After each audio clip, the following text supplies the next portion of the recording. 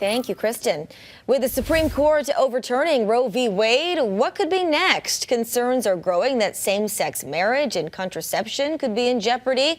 Western Mass News reporter Paris Dunford sat down with a local constitutional law professor to better understand if this could be the case. She joins us live with what she learned. Paris.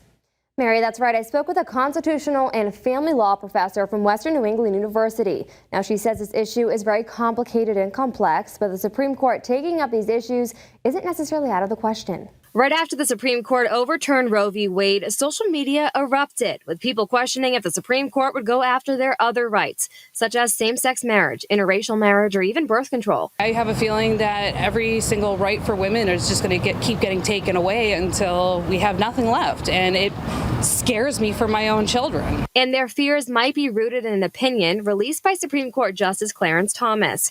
In it, he pushed the courts and legislators to reconsider other cases that protect same-sex marriage and contraception. Some people believe that is only the opinion of one Supreme Court justice, and the decision on Roe v. Wade won't lead to the overturn of other cases. I don't believe that. And I think they were pretty clear, with the exception of Clarence Thomas. I think they were pretty clear, Alito especially, and Kavanaugh, that those are separate issues that aren't and shouldn't be tied to the overturn of Roe v. Wade. Now, we took these questions to constitutional law professor Jennifer Levi. She explains that the majority decision to overturn Roe v. Wade very specifically only applied to abortion. The majority says the opinion just applies to the abortion context.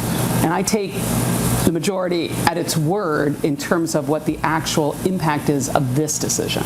However, the decree, which is written by the three justices who voted against overturning the 50-year-old case, suggests that the right side of the court may consider to go further. There's nothing in the majority's analysis that limits its application to the area of abortion. Now, Levi points out the Supreme Court does not make law. However, Thomas's opinion invites legislators to make laws regarding these issues, which then may be challenged and eventually brought in front of the Supreme Court. Legislatures have already tried to, for example, reinstitute bans on contraceptive use.